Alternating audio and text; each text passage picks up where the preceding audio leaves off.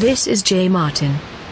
Okay, what's up, guys? Jay Martin here, investor and CEO of Cambridge House, and I'm joined right now by Greg Lukianoff, the CEO of the Foundation for Individual Rights and Education and the author of tons of content that I've really appreciated over the last 24 months, specifically his book that he co-authored called The Coddling of the American Mind, which isn't a new book, but it was new to me last year and blew my mind. So Greg, welcome to the show and thanks for chatting with me. Thank you so much, and thanks for reading the book. It's amazing how many people we were able to reach with that, and it's kind of funny in some ways because Haidt and I just kind of thought it was common sense. I love that. Jonathan Haidt being the co-author that you wrote the book with. Yep, he's great. He's a real pleasure to work with. Well, I think we're having him on the show after he releases his next book at some point in 2023. So lots to look forward to. Now, I read a ton of books, Greg, and there's always one book that stands out throughout the year. And that book, I then go and I buy about a dozen copies of just so I can pass them out to people who I think would appreciate it. And The Coddling of the American Mind was that book for me in 2021. I just felt it to be such an important message, a message that I think could better the planet, better the world, if people could digest a lot of what you had to say. And so that was the book for 2021. And for anybody who's not familiar, Greg, could you start with who you are and why you wrote The Coddling of the American Mind? Sure. My name's Greg Lukianoff. I'm the president and CEO of the Foundation for Individual Rights and Education. FIRE primarily deals with free speech and academic freedom in higher ed, but we have been expanding. We're trying to do more public education about the deep and profound philosophy around ideas like freedom of inquiry, freedom of speech, etc. And I'd been working on campuses since 2001, since about a year after I graduated from law school. And I come from a fairly lefty background. I was working at the ACLU before then. I still, even though sometimes people, when they want to dismiss you these days, they'll just be like, oh, it's conservative. It's like, I'm actually left leaning. I'm not religious, but I am completely unapologetically nonpartisan and pure about freedom of speech. And that's why I went to law school in the first place. The First Amendment was why I went to law school, not the other way around. And so this was always what I wanted to do with my career. And for most of my career, even though it was definitely easier to get in trouble way back in 2001 for what you said on campus than I understood. Even way back then, it was surprisingly easy to get in trouble as a professor or student. Up until 2012. Students had always been the best constituency for free speech on campus. They got offensive jokes, they knew to stand up for their professors, all this kind of stuff. They were really reliable. And then lightning struck right at the end of 2013, but really much more noticeable in 2014. You started having students showing up who were demanding new speech codes. They were demanding new, this is when trigger warnings suddenly became into the public consciousness. Disinvitations, people kind of noticed when they went after Condoleezza Rice at Rutgers. They really noticed when it started being people that they wouldn't have expected, like Christine Lagarde at the International Monetary Fund, for example. There was a big uptick in people getting disinvited from campus for what they believed or for getting shouted down, for example. And it wasn't subtle. It wasn't this slight shift. It was this very dramatic shift.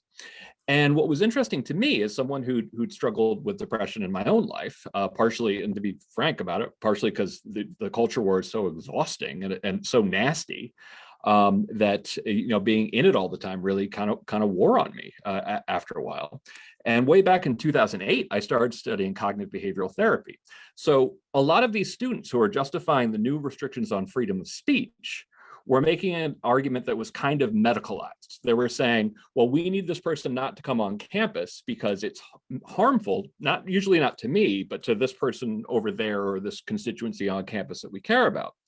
And I was looking at that going, oh, wow, that's a bad idea, not just for free speech, but this is catastrophizing, this is overgeneralizing, this is fortune telling, all these things that you learn in cognitive behavioral therapy, the ways of talking yourself down in order to make yourself less anxious and less depressed. It seemed like students were really talking themselves up. And I'm like, not only are these habits dysfunctional for academia, where they have to be the most accepting of controversial ideas, but they also are the kind of ideas that are going to make people anxious and depressed if they really believe in them.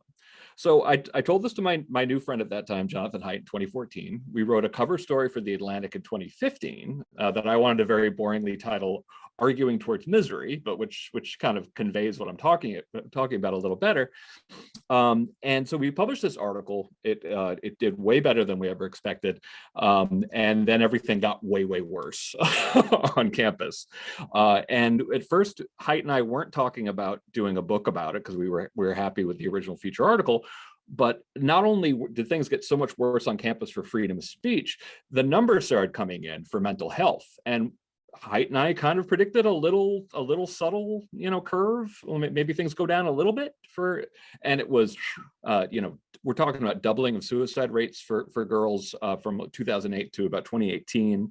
You're talking about just a huge explosion of mood disorders, anxiety, and depression, just like we predicted, just way worse than we ever thought. So we got together, we came up with the book, Coddling the American Mind, in 2018. We try to explain 6 different reasons why we think that, and really it's a social science detective story about why was this generation so different. And we come up with a lot of theories, and we thought it was pretty bad in 2018, but all of the trends, with one exception, and I can talk about that if you want, with one exception, have gotten worse since 2018.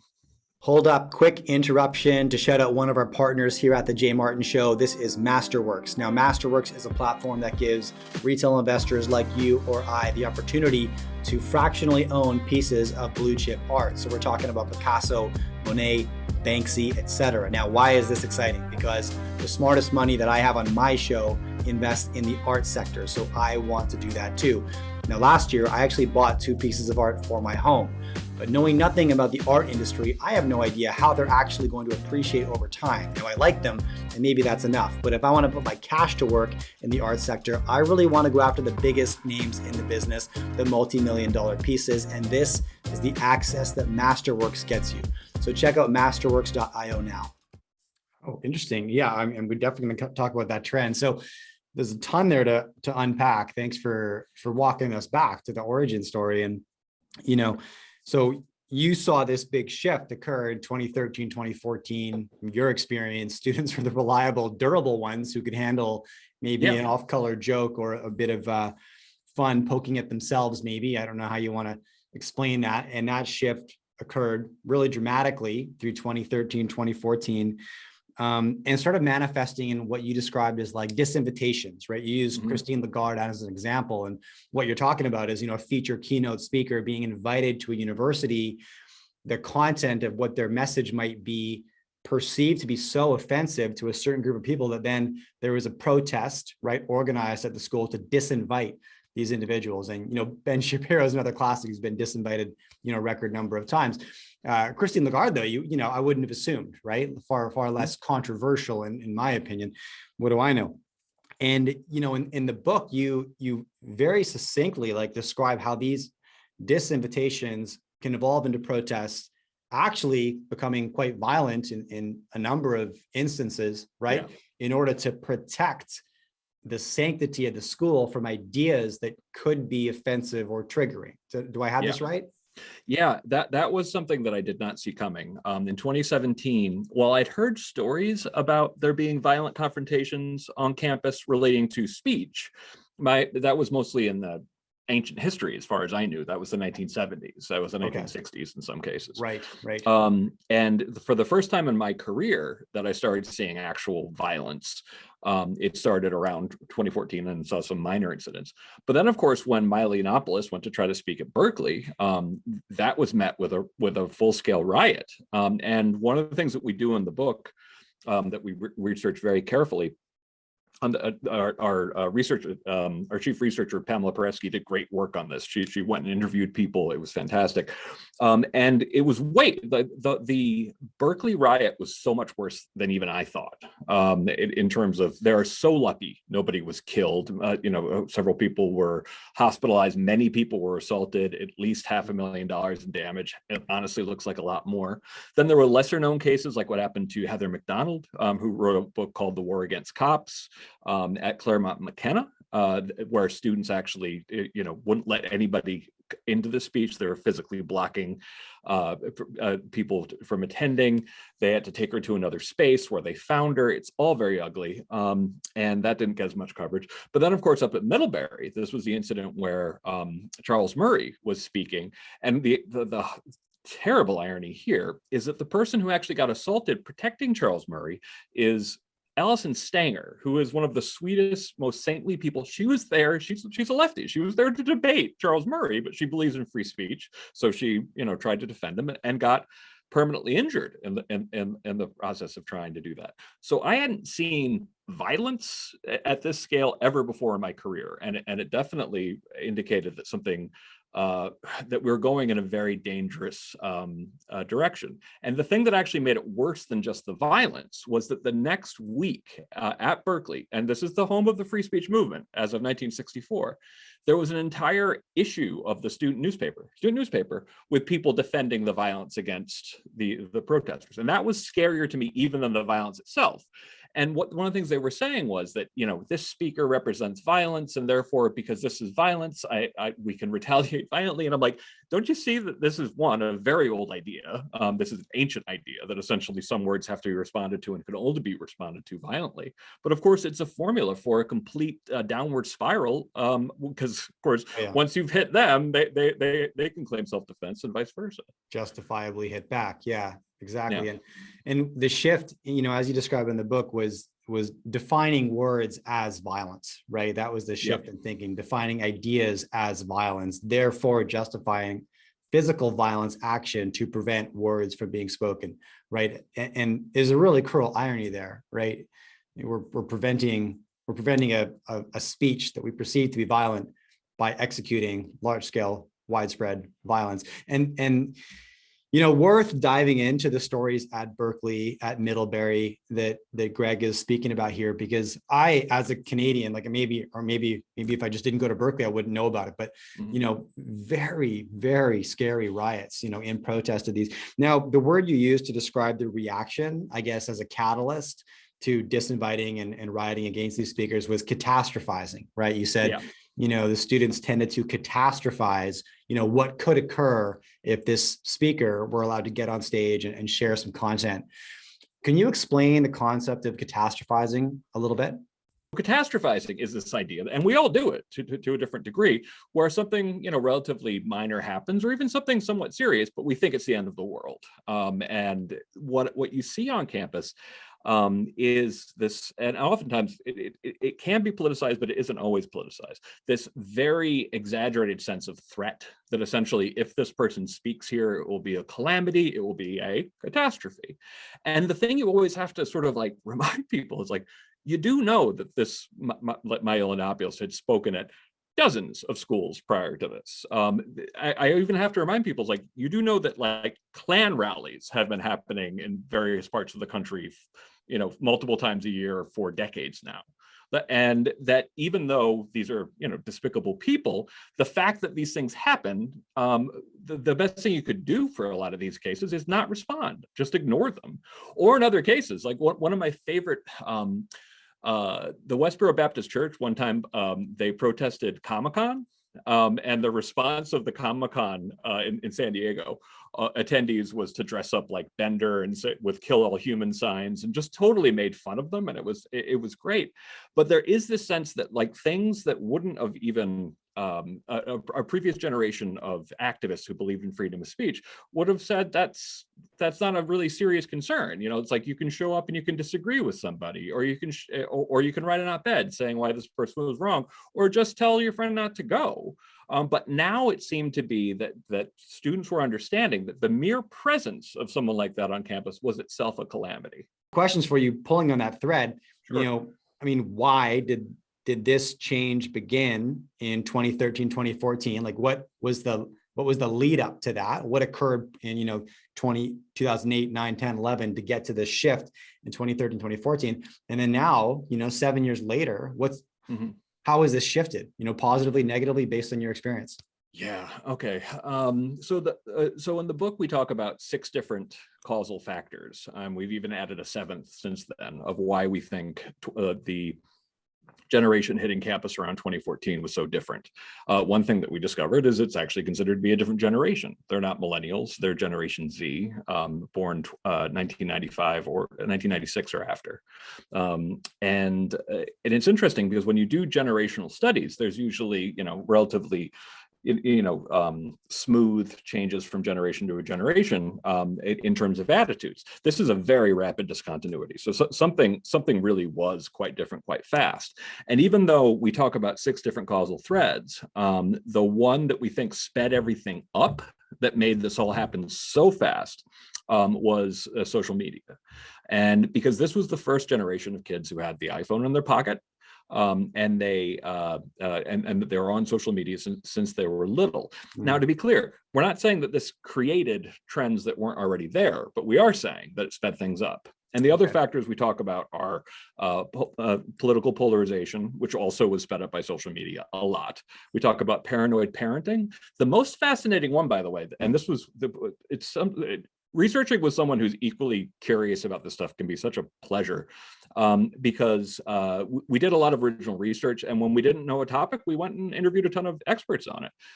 Lack of free play was something we didn't expect to be a whole chapter onto itself, but lack of time for independent, self-directed play was something that is so fundamentally different about this generation. And one thing I always, as someone who comes from the bottom quartile, bottom half, depending on what part of my life we're talking about, we always want to be clear. We're trying to figure out what was so different about people hitting college at the time. The what's going on in people in the bottom half or bottom even 3 quartiles to a degree is quite different. And we refer people to Robert Putnam's book, Our Kids, on that. But we talk about lack of free play and why college. 2 of the things that are going on there is hyper-bureaucratization. You have this, there are more administrators on campus than there are professors. And right now, there are more administrators at Yale. There are almost as many administrators at Yale as there are students now. If you take administrators and faculty, they outnumber the number of students at Yale right now. So hyper-bureaucratization, fear of liability, lack of viewpoint diversity among these administrators all plays a role. And then that's when you come to the final one, that when you talk to sort of more conservative audiences, they always want you to go straight to ideology. I'm like, no, there's actually a lot going on here. It's not just ideology, but you'd be lying if you said ideology wasn't part of it. And it's these different ideas about social justice that start hitting students. One thing that wasn't in the book, the reason why I think the students came in with such a sort of like intense belief in this and started hitting camps around 2014, is that from working on campus in 2010, partially due to some high-profile cyberbullying cases, actually, and a lot of them turned out to not really follow that story all that well. And the most famous one actually involved a college student whose rights were violated, Tyler Clementi, whose student actually broke the law spying on him. But across the country, every state at some point or other passed anti-bullying laws, and to a degree, fighting bullying. Absolutely. Like people do not need to be as physically cruel as we were when we were kids or before that. I think that particularly for LGBT kids, like it's about time to stand up against bullying. But unfortunately, a lot of those curriculum end up doing what we call in the book, the 3 great untruths. They teach people that what doesn't kill you makes you weaker, that essentially you can be really damaged by words. Always trust your feelings, that essentially if you feel something, it means something important has to be done. And the last one, that life is a battle between good people and evil people. And in the book, we talk about these as being the 3 bad ideas that we are implicitly telling students that will give them worse lives. What's your forecast then, Greg? If we've developed a high intolerance for ideas that we disagree with, we perceive that as violent danger and needs to be eliminated at any cost. I mean, this is what's materialized, right, at the university level, going back 7-8 years. How does this come of age? And what are you seeing today? And what do you hope for, I guess? Yeah, it's kind of funny because like definitely for most of the dire predictions that I would have heard 10 years ago, as bad as things seem to be getting on campus, I'd still be kind of like, well, No, that's overwrought. No, we're not going anywhere in that direction. But the last 6 years have definitely made me much more worried about where we're headed. It's kind of funny because when I started at Fire, like I'm politically left leaning. I'm not religious, and I happily defend people who are evangelical Christians, who are much more right wing, and I've never had any issue with that. But at the same time, I'd do a lot of radio, and I'd have people to have these incredible stereotypes of people on the left or the right. And I'd be like, no, I know, to be clear, that person you're thinking of does exist, but they're not very many of them. And most people on the left or most people on the right are much more reasonable than they think. I sometimes joke, and I'm only half joking at this point, that it was as if we spent the last 20 years trying to actually be the cartoon versions of ourselves in terms of American politics. I think that the current state that we're in, we call it in the book, we call the polarizations. Actually, we call it the polarization cycle. I've convinced John that we should really have called it the polarization spiral, which is what I wanted to call it in the first place. And that essentially, like, a lot of people are trying to sort of understand, like, is the right worse? Is the left worse? And I always have to point out, it's like, no, but it's an ecosystem. That essentially, when a lot of these crazy things happen on campus, this ends up in the sort of more conservative media, and that gets them scared because, particularly some of the identity politics, is exactly what they've been afraid of forever. It makes them more radicalized. They do something crazy, and then it makes people on the left react. And so it's this spiral. I really started to understand, like, the whole idea of turning the other cheek for the first time, kind of like more profoundly, as an atheist who's a fan of Jesus, like the idea of kind of like, we have to break the cycle somehow. And at the moment, I don't think we're anywhere close to breaking the cycle. It's gotten worse on campus. We've seen 2020 was the worst year I've seen for free speech on campus in my entire career, and I'm at 21 years now. The second worst year that I'd ever seen for free speech on campus, 2021. And this was, and we actually have pretty good data on this now, like how many attempts there were to get professors fired. It used to be unthinkable, for example, that a tenured professor would ever get fired for teaching or for research or for speech. We've got 27, 28 cases now of professors getting fired who are tenured, which is supposed to be basically impossible. And give me some examples, Greg. What are professors being fired for? We have a case right now involving a professor named Jason Kilborn, that's been going on for a while. This was a case in which he was teaching an anti-discrimination law class. I'm a lawyer, and anti-discrimination law is all about people being racially harassed. In the exam question at the end of it, this is University of Chicago, Illinois. He, rather than actually put racial epithets in it, he did N blank, B blank, and he put in parentheses epithets directed at African Americans and women. And he was still had the book thrown at him. He was still suspended. He was still, told to see a psychiatrist and put on leave. And what's amazing is, of course, on campus for decades, we made this very sensible academic distinction between, it's truly one thing to call someone an epithet, but if you're talking about it academically in class, the Supreme Court, they don't censor. They at least not didn't used to, censor the words that were in there. So that there was this, and it just seems like this so incredibly uncharitable thing to take a professor in this case who was actually trying to be as sensitive as possible, but even that wasn't good enough. Do you see any green shoots? I mean, At the front end of this conversation, you talked about how yourself and your co-author, Jonathan Haidt, uncovered this massive sort of hockey stick curve in mental health cases at universities, right? Now, yeah. I know when I'm not doing well psychologically, I'm just a worse person, right? I contribute less value. I'm short-tempered with my wife or my kids. I don't lead my team effectively. My contribution is just negative, right? If I haven't taken care of my psychology first, if my mental health isn't in order. And so are you seeing any green shoots that we could therefore focus on and nurture, right? Yeah. For the upcoming generations? And I mean, I'm asking you as a father of 3 young boys, I'm asking you as just a civilian, how I can make a contribution or what we could. But what are some positive trends that are occurring early in life that we could then focus on and nurture to ensure we're correcting course? I think it has to be us to come up with more of those solutions. I don't think there are nearly enough solutions. I do think that some of the movements towards different aspects of changing the way we do K through 12 education. I think the green shoot that you brought up, like the idea of outdoor school, is a great idea. I think that figuring out alternative ways to do higher education, not because we're ever gonna or we'd even want to get rid of the Yales and the Stanfords and the Harvards, but partially because they feel like they're the only game in town, can actually argue that if you want your kids to be secure forever, get them into this school, and by hook or by crook, donate to us massive amounts of money to increase your kids' chances of getting in.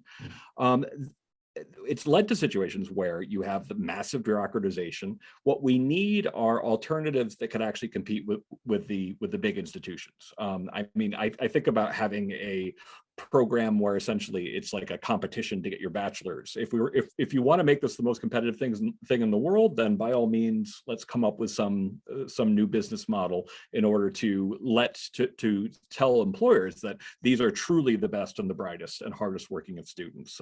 That at the moment, American higher education is a very, very rough promise of high quality future employees. So I do think that actually, particularly since there are entrepreneurs and investors out there, I think there are a lot of business ideas that could actually help with the educational system, that could actually introduce some of this anti-fragility at an earlier age. I do think that the one trend that I've seen that has improved, that I mentioned at the top, was that there have been laws passed on a state level trying to protect students, young people's rights to, if they're like walking home from school, that the police aren't going to call their parents, they're not going to have the police called on them or get arrested for that, because those cases were happening for a long time. Like people, mom was working at McDonald's, kid was playing in the park, right next to it, and she gets sent to public services. So I think that there are some green shoots, particularly regarding protecting childhood and childhood play, but at this point in 2022, there aren't nearly enough. Right. Yeah. I mean, Idaho was one of those states that passed legislation. I think it was even called like the free range kids. Like it was something very descriptive. That's our friend Lenore Skenazy. I actually I helped with that organization. I introduced Lenore, Jonathan Haidt, and Daniel Schuckman to each other, and they launched this group called Let Grow that we talk a lot about in the book, and they really are pushing for let's have a lot of what we remember about our childhoods are things that are nearly impossible now, but it doesn't have to be this way. This is why everybody should start a podcast, because you get to read a book, love the book, talk to the author about the book. That's why. This is why I love what I get to do here. So thanks so much for your time, Greg. It was great chatting with you. Thanks so much. And thanks again. All the books that you bought, a little bit of that goes to the Foundation for Individual Rights and Education. So we really appreciate that. All right, thank you for watching this interview. Now, 3 things before I let you go. Number 1, I publish a weekly newsletter and I love writing it. I share my biggest takeaways and action items from the conversations that I have on this channel. In addition, my thoughts on current events, economic events, political events, and you can subscribe for free. Just hit the pinned comment right beneath this video, or just go to jmartin.club and you can subscribe on the website. I'd love to have you join the team. Number 2, ad revenue from this channel is donated to an organization that is super close to my heart called Zero Ceiling. Now, Zero Ceiling's mission is to end youth homelessness, and the way they do this is by giving at-risk urban youth the opportunity to relocate to beautiful wilderness areas and then provide them with supportive housing, career training, and just generally positive influences on their life. I love what they do. Check them out if you're interested. And number 3, if you prefer to listen to my content as opposed to watch it, you can find me wherever you listen to your podcasts. Just search for The J. Martin Show. All right, thanks again.